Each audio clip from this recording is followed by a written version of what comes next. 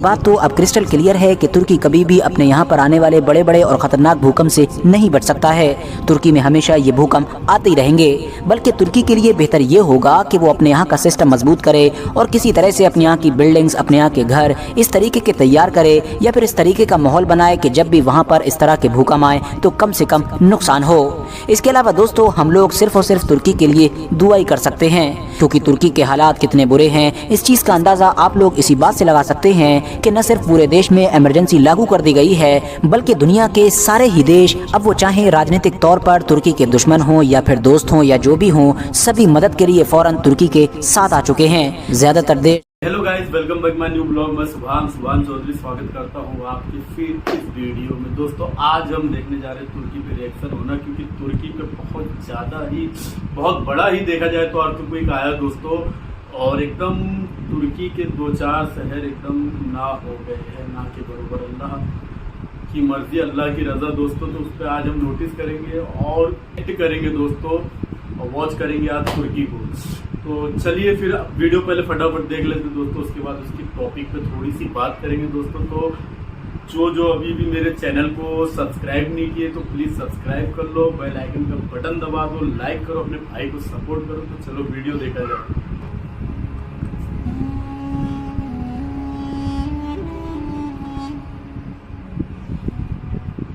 दोस्तों, तुर्की देश की जिस तरह की तस्वीरें इस वक्त इंटरनेट की मदद से हम लोगों तक पहुंच रही हैं, वो यकीनी तौर पर न सिर्फ दिल को दहला देने वाली बल्कि हद से ज़्यादा रुला देने वाली भी हैं। क्योंकि तुर्की की मजबूत से मजबूत, ऊंची से ऊंची ऐतिहासिक इमारतें न सिर्फ ज़मींदोज़ हो चुकी हैं, बल्कि लाखों की तादाद में लोग बेघर होने की कगार पर भी पहुंच चुके हैं। हज़ारों की तादाद में लोग जख्मी हैं और बेशुमार लोग अभी तक अपनी जान भी गंवा चुके हैं। तुर्की के साथ साथ दुनिया भर के अलग अलग इलाकों से भी जो एक्सपर्ट्स की टीमें पहुंची हैं, वो लगातार पिछले कई घंटों से यही कोशिशें कर रही हैं कि वो जल्द से जल्द इन दबी कुचली बिल्डिंग्स के नीचे से ज़्यादा लोगों को निकाल सकें। यही वजह है कि अब इस तरह की बहुत सारी फोटोज़ और वीडियोज़ भी वायरल हो रहे हैं, जिसमें ये देखा जा सकता है कि कभी तो एक बच्चा अपने मरे हुए माँ बाप के लिए रो रहा है, तो कभी कोई माँ बाप हैं कि जो अपने बच्चे को खोज रहे हैं या फिर अपने बच्चे को खो ही चुके हैं। 7 फरवरी यानी कि ट्यूसडे की सुबह के जिस वक्त मैं ये वीडियो रिकॉर्ड कर रहा हूँ, इस वक्त द गार्जियन की रिपोर्ट के मुताबिक तुर्की में मरने वाले लोगों का आंकड़ा लगभग 4300 से भी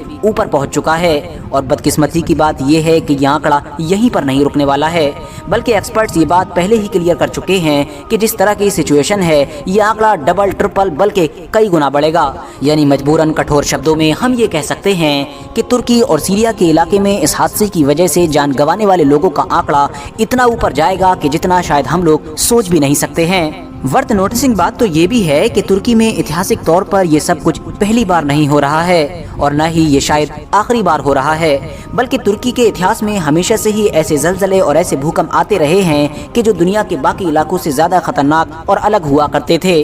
और फ्यूचर में भी बदकिस्मती से ये सब कुछ ऐसे ही चलता रहेगा। मगर दोस्तों, अब सवाल यही है कि आखिर मैं ये सब कुछ इतने दावे के साथ क्यों कह रहा हूँ? आखिर तुर्की के ही साथ ये सब कुछ क्यों होता है?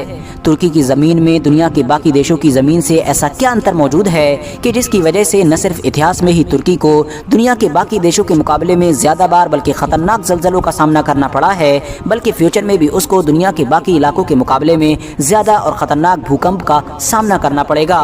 तो इस पूरे मुद्दे को समझने से पहले अगर हम लोग सिर्फ और सिर्फ तुर्की के पिछले 10 साल के इतिहास पर भी नज़र डाल लें, तो हमको पता चल जाएगा कि आखिर तुर्की किन बड़ी मुसीबतों का सामना करता है।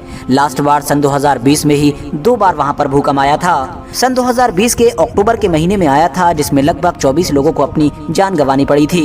इसी साल के जनवरी में भी आया था, जिसमें लगभग 22 लोगों को जान गंवानी पड़ी थी।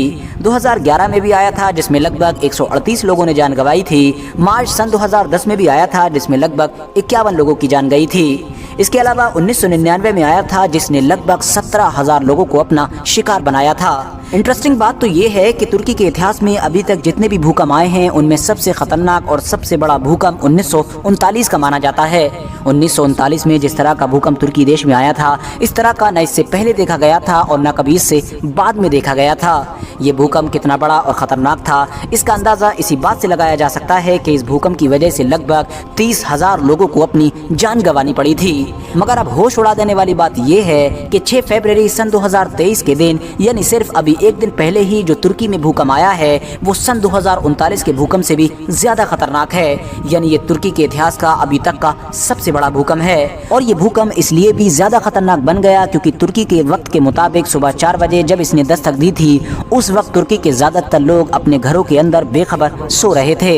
दोस्तों मुझे उम्मीद है कि अब आप में से बहुत सारे लोग ऐसे भी होंगे कि जिन्होंने जब से ये खबर पड़ी होगी वो इस बात को लेकर कंफ्यूज होंगे कि आखिर ये भूकंप आया कहां है, क्योंकि तुर्की का तो समझ में आ रहा है मगर बार बार न्यूज या फिर सोशल मीडिया पर सीरिया, जॉर्डन, इजराइल और इस जैसे देशों का नाम क्यों आ रहा है।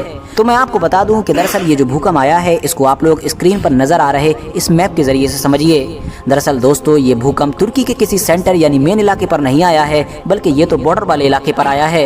इस हिसाब से इस पूरे भूकंप ने तुर्की के इलाके के साथ साथ सीरिया के भी एक अच्छे खासे इलाके को कवर किया है और इसका हल्का फुल्का असर इसराइल, फिलिस्तीन, जॉर्डन, लेबनान इन जैसे देशों में भी दिखाई दिया है। मगर हाँ, अगर बात की जाए नुकसान की तो तुर्की के मुकाबले में सीरिया का बमुश्किल 5 से 10% ही नुकसान हुआ है और उसकी वजह ये थी कि क्योंकि सीरिया के जिस इलाके में ये भूकंप आया है वो ऑलरेडी डेवलप ही नहीं था। बहुत सारी होने वाली जंगों की वजह से ये इलाका पहले ही बर्बाद हो चुका है, इसीलिए ना तो यहाँ पर ज्यादा कोई बिल्डिंग्स हैं और ना ही ज्यादा लोग आबाद हैं। जो आबाद हैं भी वो भी ऊंची ऊंची और बड़ी बड़ी बिल्डिंग्स की बजाय अपने छोटे और हल्के घरों में रहते हैं। एक कहावत तो आप लोगों ने जरूर सुनी होगी कि अगर किसी भी चीज के 4 फायदे होते हैं तो एक न एक नुकसान भी होता है और यही बिल्कुल तुर्की के साथ है। दरअसल दोस्तों जब भी हमसे ये सवाल किया जाता है कि भाई बताओ लोकेशन के एंगल से दुनिया का सबसे बेस्ट देश कौन सा है, यानी दुनिया का जो नक्शा है, दुनिया का जो मैप है उसमें सबसे अच्छी जगह पर कौन सा देश मौजूद है, तो ज्यादातर लोगों का जवाब यकीनी तौर पर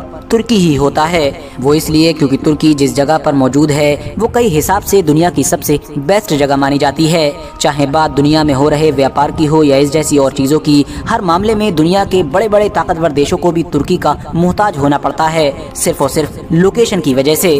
तुर्की एक ऐसा देश है कि जो जमीनी तौर पर यूरोप और एशिया के बीच पुल का काम करता है, यानी अगर आप लोगों को जमीन के रास्ते से एशिया से यूरोप जाना है तो तुर्की को पार करना ही होगा। मगर दोस्तों एशिया और यूरोप के बीच एक ब्रिज यानी एक पुल का काम करने की तुर्की की ये जो खूबी है यही दरअसल उसके लिए बर्बादी लेकर आती है और यही वजह बनती है उन बड़े बड़े भूकंपों की कि जो आमतौर पर तुर्की में देखने को मिलते ही रहते हैं। तो इसीलिए ये बात तो अब क्रिस्टल क्लियर है कि तुर्की कभी भी अपने यहाँ पर आने वाले बड़े बड़े और खतरनाक भूकंप से नहीं बच सकता है। तुर्की में हमेशा ये भूकंप आते ही रहेंगे, बल्कि तुर्की के लिए बेहतर ये होगा कि वो अपने यहाँ का सिस्टम मजबूत करे और किसी तरह से अपने यहाँ की बिल्डिंग्स, अपने यहाँ के घर इस तरीके के तैयार करे या फिर इस तरीके का माहौल बनाए कि जब भी वहाँ पर इस तरह के भूकंप आए तो कम से कम नुकसान हो। इसके अलावा दोस्तों हम लोग सिर्फ और सिर्फ तुर्की के लिए दुआ ही कर सकते हैं, क्योंकि तुर्की के हालात कितने बुरे हैं इस चीज का अंदाजा आप लोग इसी बात से लगा सकते हैं कि न सिर्फ पूरे देश में इमरजेंसी लागू कर दी गई है बल्कि दुनिया के सारे ही देश, अब वो चाहे राजनीतिक तौर पर तुर्की के दुश्मन हों या फिर दोस्त हों या जो भी हों, सभी मदद के लिए फौरन तुर्की के साथ आ चुके हैं। ज्यादातर देश सिर्फ कुछ घंटों के अंदर ही न सिर्फ अपने एक्सपर्ट्स की टीमें तुर्की भेज चुके हैं बल्कि और भी हर तरह से मदद करने की कोशिश कर रहे हैं और इस लिस्ट में हमारा प्यारा देश भारत भी हमेशा की तरह सबसे आगे खड़ा हुआ नजर आ रहा है। फिलहाल दोस्तों आज की अपनी वीडियो को हम यहीं पर खत्म करते हैं। इस वीडियो को अपने दोस्तों के साथ आगे जरूर शेयर करें और इसी तरह की नॉलेजेबल और अपडेटेड वीडियोस हमेशा देखने के लिए हमारे इस चैनल को सब्सक्राइब करने के साथ साथ बेल आइकन को भी जरूर प्रेस करें। दोस्तों कैसी लगी आपको ये वीडियो, और ये तुर्की के ऊपर था दोस्तों, बहुत बड़ा ही नुकसान हुआ तुर्की का और जो मासूमों की भी जान गई है, जो अल्लाह को प्यारे हुए, उनके हक में हम सिर्फ यहाँ से दुआ कर सकते हैं और बहुत ज़्यादा दुआ करिए सीरिया के लिए, तुर्की के लिए, जॉर्डन के लिए और फिलिस्तीन के लिए, लेबनान के लिए। दोस्तों यहाँ पे बहुत ज़्यादा नुकसान हुआ है। अल्लाह हम सबको हिफाजत में रखे, क़यामत के बुरे आसार से बचाए, आमीन सुम्मा आमीन। तो चैनल को लाइक करो दोस्तों, सपोर्ट करो और अपने भाई को सपोर्ट करो और चैनल को सब्सक्राइब करो।